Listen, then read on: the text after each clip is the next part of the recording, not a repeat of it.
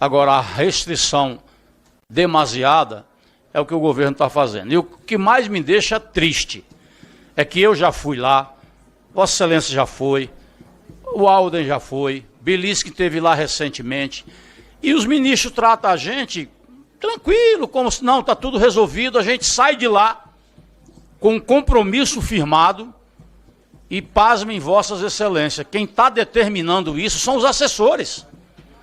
Eu estou careca de tanto falar aqui que é a tal da Michele Barros é quem está mandando. E agora o outro assessor que foi mandado para cá, o Marinaldo, também está mandando. Quer dizer, eu perguntei na última reunião que eu estive com o ministro Rui Costa, fui muito bem recebido pelo ministro, eu perguntei, quem é que manda? São os ministros ou os assessores? Porque, diante de tantas conversas que nós já tivemos, diante de tantos entendimentos, e nós pedimos apenas 4 itens que não são tão assim graves, que se o governo conceder. Convenhamos, nada acontece se não for pela vontade deles e do próprio presidente da República.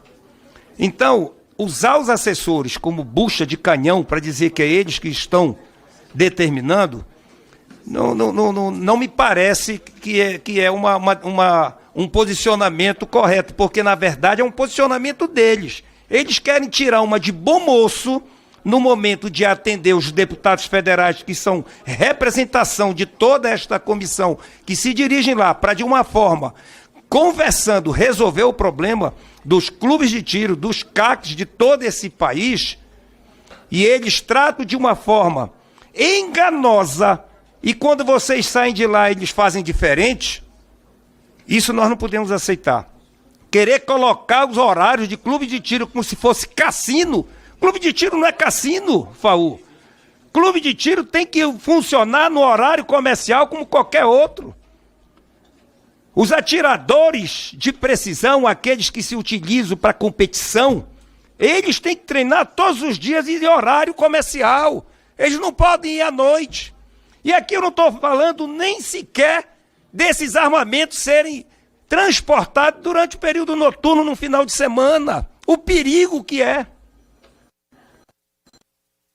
Como você mesmo, e muito bem falou, a questão dos clubes de tiro nas distâncias das escolas, nunca foi registrado um incidente de clube de tiro próximo de escola. Isso é uma perseguição clara, declarada de um governo. É uma ideologia de querer acabar com os atiradores, com o clube de tiro. Essa é a intenção. Mas nós temos ferramenta. Deveríamos também atendê-los e recebê-los da mesma forma que eles recebem lá.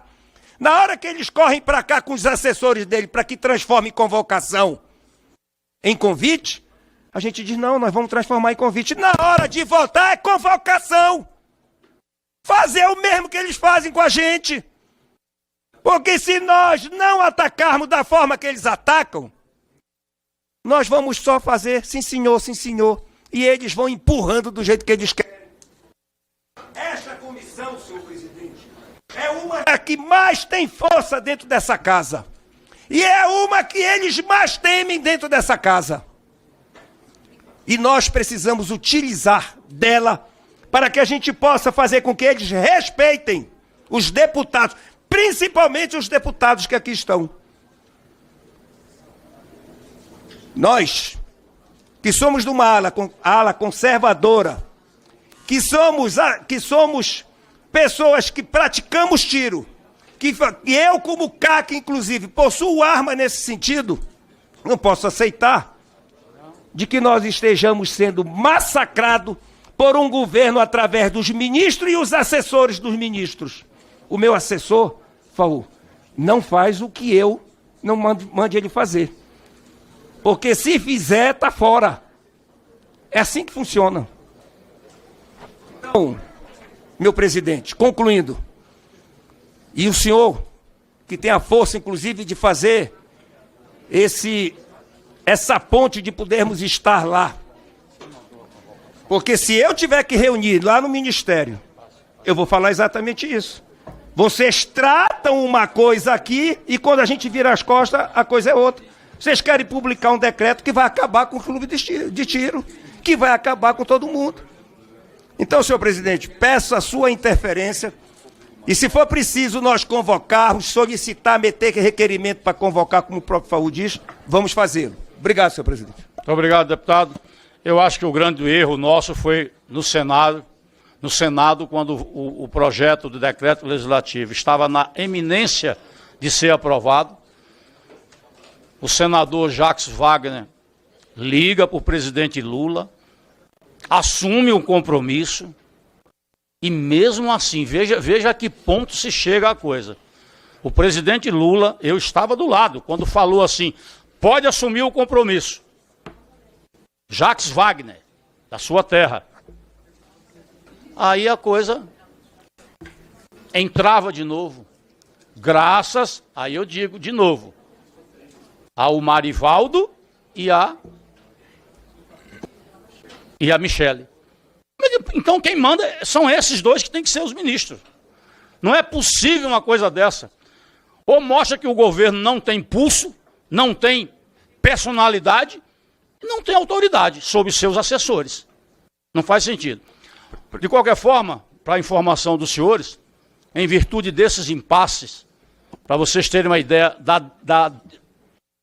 da leniência do governo, porque ficar enrolando, empurrando com a barriga a questão dos CACs, eu até admito, mas os policiais não poderem comprar munição, os policiais não poderem comprar uma arma, porque o governo não teve competência para fazer uma portaria, é lamentável.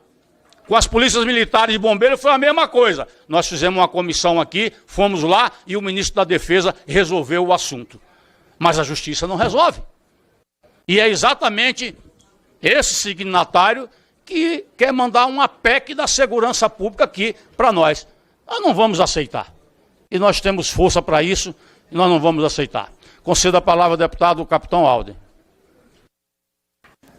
Senhor presidente, eu serei bem breve. Primeiramente, parabenizar o senhor pela ida lá ao Ministério da Justiça e também com o ministro Rui Costa para tentar destravar essa questão. E falar, presidente, que nós estivemos realmente no Ministério da Justiça, estivemos juntamente com o ministro Múcio da Defesa e outros tantos envolvidos direta e indiretamente nessa questão das armas, em especial os CACs e também dos militares.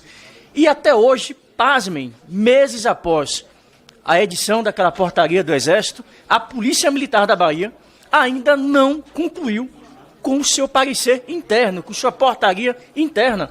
Hoje faz mais de 2 anos que os policiais sequer podem comprar armas, ou pior ainda, quem já tem arma não pode comprar munição.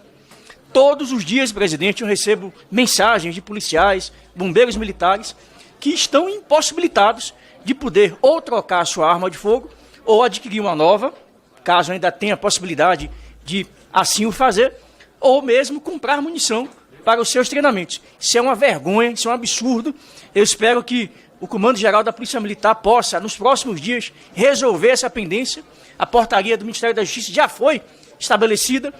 As corporações das polícias militares do Brasil inteiro, algumas já adiantaram essas portarias. É só entrar em contato com a PM de São Paulo, a PM de Minas, pega a portaria de lá, do Paraná, pega a portaria que foi feita lá, a lei é única, a lei é nacional. Então pega o que foi feito lá e traz para a Bahia, mas não pode deixar que os policiais militares simplesmente estejam numa condição de insegurança, porque não pode comprar armas ou sequer comprar munição àqueles que já têm as armas. E com relação aos horários de funcionamento dos clubes, isso é uma vergonha.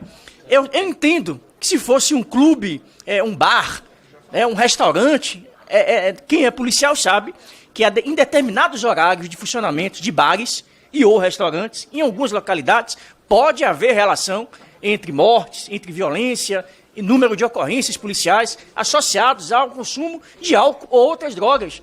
Mas você apontar essa possibilidade de risco, de violência, atrelada à existência de um clube, ou que uma criança ou adolescente vai ter acesso a esse clube, vai ter acesso a armas, vai sair daí atirando em tudo que é lugar, isso é uma mentira, isso é uma falácia. Na verdade, é uma narrativa que o governo do Estado e o governo federal tenta impor aos clubes e eles querem, na verdade, destruir esse segmento. Se eles não podem simplesmente fazer valer o referendo que foi feito, onde o povo brasileiro decidiu a continuidade da comercialização de armas, eles querem matar todos esses segmentos pela inanição. Ora, aumentando impostos, ICMS lá na Bahia é o maior ICMS do Brasil, 42% de ICMS para a compra de arma de fogo. Então, eles apertam aqui, apertam colar, e aí tentam matar essa categoria de profissionais, advogados, médicos, profissionais liberais, policiais, eu também sou CAC. Então, tem que ter respeito a esses profissionais, e estamos, como bem disse o coronel Fraga, nenhuma das propostas que nós apresentamos ao governo são propostas insanas. São propostas que farão, eventualmente, o governo recuar do bolsonarismo, a mais armas, Não estamos pedindo isso. São regras mínimas para o funcionamento de clube. Em qualquer lugar do mundo existem essas regras e não pode ser diferente aqui no Brasil. Muito obrigado.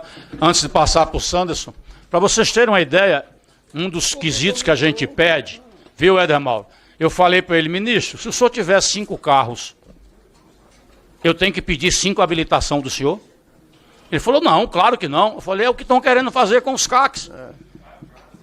Ora, meu Deus, a habilitação tem que ser por pessoa e não pelo número de armas. Isso é uma estupidez.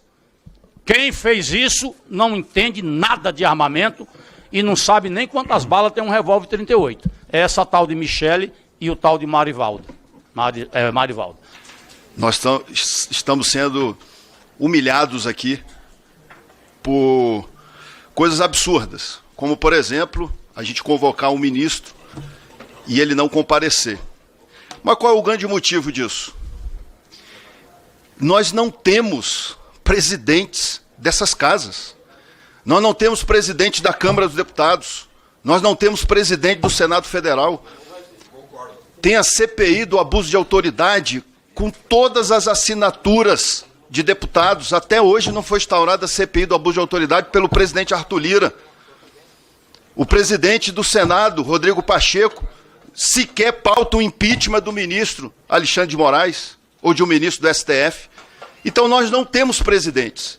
E o que me indigna, e eu já vou antecipar aqui, em quem vou votar.